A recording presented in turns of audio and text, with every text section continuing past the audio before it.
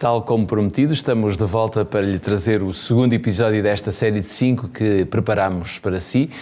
Este episódio será tão importante quanto os outros porque estamos com a nossa Bíblia aberta no livro de Romanos e queremos muito aprofundar os nossos conhecimentos e esperamos sinceramente que você também aí desse lado possa ter este mesmo desejo e este mesmo interesse de aprofundar os seus conhecimentos sobre tudo aquilo que Deus deixou para nós e que está escrito, entre muitos outros livros, no livro de Romanos.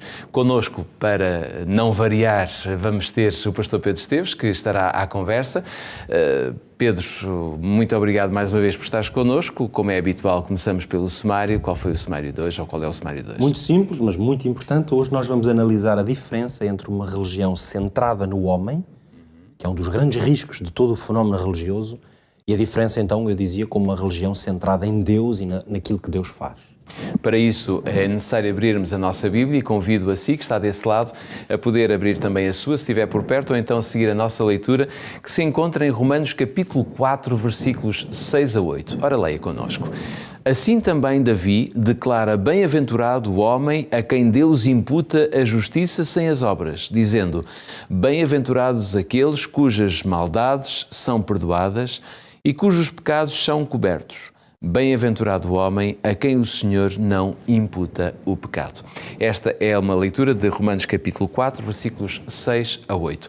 Pedro, de que modo, no fundo Paulo usou esta expressão de Davi, de que modo esta referência a Davi pode ser lida como, eu diria, uma explicação daquilo que é a justificação pela fé? Sim, eu acho que temos aqui uma magnífica explicação mesmo, mesmo se Paulo aqui não utiliza a expressão justificação pela fé, mas ele está a fazer naturalmente uma reflexão ao longo destes capítulos, e aqui estamos a entrar mais a fundo no capítulo 4, e eu penso que está bem formulada essa ideia. É uma explicação que está aqui de justificação pela fé. Eu diria mesmo que Paulo vai, no fundo, com estas palavras que tinham sido ditas por Davi, que ele está a citar, não é? E a fazer-lhes esta interpretação, se quisermos, de que o que Davi está a dizer é que bem-aventurado é o homem a quem Deus imputa justiça, ou seja, em que a justiça deste tipo de homem, não é? Porque no fundo, não se está a falar de um homem em concreto, está-se a falar de uma forma de estar. Este homem tipo que obtém justiça, mas sabe que é porque Deus lhe a concede. Uma justiça não condenatória, mas de libertação. De libertação. No fundo, eu diria que Paulo está aqui a ir mesmo ao centro, ao coração do que é a salvação, do que é a justificação. Se quisermos dito talvez de uma forma que eu acho que é mais abrangente, do que é o projeto de Deus para o relacionamento que Ele quer estabelecer com o ser humano, sabendo Deus que o ser humano está numa condição de pecado, em que a natureza pecaminosa faz parte da nossa própria condição humana, e por isso Davi e as palavras que Davi usou servem para o apóstolo Paulo como uma espécie de referência para esta compreensão central mesmo. É como se estivéssemos a falar mesmo do Evangelho. Então, talvez possamos explorar isto melhor dizendo o seguinte. Nós sabemos perfeitamente que é possível, e o fenómeno religioso ao longo de séculos tem provado isto, e ainda hoje, no mundo cristão, em muitos dos seus ramos ou ideais, é possível crer que o ser humano pode ou tem que alcançar um determinado padrão, vamos dizer assim, de perfeição ou de santidade, e depois de alcançar esse padrão é que então tem acesso, digamos, aos maravilhosos dons de Deus, como a sua justiça ser concedida, ou mesmo o perdão. É como se uma determinada condição da parte do homem ele tenha que alcançar para poder obter alguma coisa da parte de Deus. Neste caso, o resultado qual vai ser? É óbvio que quem tem esta perspectiva do seu relacionamento com Deus e da fé, o que é que vai fazer? Vai olhar para si mesmo, vai centrar-se sobre si, que é para não dizer muitas vezes centrar-se sobre os outros, porque muitas vezes quando nós temos um determinado perfil e visão da religião, infelizmente vem ao de cima o mais natural, que é uma espécie de egoísmo no ser humano, e então a nossa tendência é olhar para os outros, não é? E ver também se os outros estão nessa fasquia ou não. Mas eu dizia que a tentação aqui qual é? Olharmos para nós mesmos e tentarmos perceber se estamos a atingir ou não essa fasquia. Normalmente isso como é que vai acontecer? Vai ser medido Tem que haver indicadores. Exato. Porque se a percepção que eu tenho é que eu tenho que atingir determinados objetivos mínimos e então é que eu posso aceder a alguma coisa da parte de Deus, nomeadamente a salvação, a vida eterna, ou mesmo que Deus pare de nos atormentar, por exemplo, isto sabemos que as religiões antigas, por exemplo, tinham muito esta visão de Deus, não é? Eles tinham que atingir determinados mínimos para que Deus parasse de enviar o sol a mais ou a chuva a mais. Então a ideia é sempre, Deus deve ter objetivos mínimos, como se fossem os indicadores de Deus, e eu tenho que cumprir esses indicadores. Esta visão da religião e do relacionamento com Deus, o que é que vai produzir? Que eu esteja extremamente focado em mim e nos outros à minha volta para perceber se eu já estou. Esses indicadores podem ser a roupa que eu visto, as coisas que eu como, os atos que eu cumpro. Muitas religiões pelo mundo estão baseadas nesta ideia de indicadores. Basta dizer que a pessoa tem que orar um determinado número de vezes ou cumprir determinados rituais. Estando eles cumpridos, é como se a pessoa estivesse numa determinada condição e, portanto, a pessoa conquistou através das suas obras esse direito, vamos dizer assim. Ora, neste caso, estamos a falar de uma religião que se torna absolutamente autocentrada.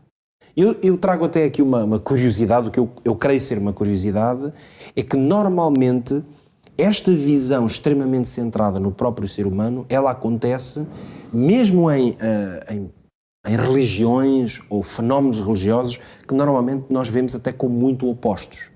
Mas há uma espécie de regra universal que diz que os extremos normalmente tocam-se, não é? Parecendo que são coisas extremamente diferentes, o resultado deles acaba por ser o mesmo. Então, nota o seguinte, nós temos no mundo religioso exemplos claros de religiões, até hoje em dia muito até filosofias, que estão extremamente centradas na pessoa humana. Normalmente são ideais religiosos ou filosóficos muito relativistas, mas que a ideia de base é que o ser humano tem o poder intrínseco, se concentrar, se respirar. Claro. Quer dizer, se tiver uma capacidade de autoconsciência, autocompreensão. Existem muitas religiões ou filosofias que apontam neste sentido. E nós percebemos que o resultado qual é? Que o caminho para atingir esse estado, seja ele qual for, mas um estado de superação, passa por a pessoa centrar-se em si. É como se o outro, o Deus, o transcendente, o soberano, acaba por não ser o mais importante. Porque desde que eu consiga atingir, essas normas estabelecidas, então eu estou no caminho certo. Por outro lado, nós temos religiões que no espectro religioso parecem estar no extremo oposto, são religiões extremamente legalistas, centradas no cumprimento de regras, ou até baseadas em sacrifícios que têm que ser feitos, como valores que têm que ser pagos, penitências pessoais que a pessoa tem que fazer. Claro. Isso são formas legalistas. É a ideia de que se eu cumprir determinado trajeto, se eu andar de joelhos, se fôssemos para alguns séculos atrás, as pessoas chegavam-se a flagelar. Exatamente. Tudo isso era para tentar atingir a tal norma. Okay? Noutras religiões pode ser o cumprimento de certos pressupostos éticos, cumprir, fazer, etc. Tudo isto, se repararmos, são extremos que apontam na mesma direção, que é a realização pessoal.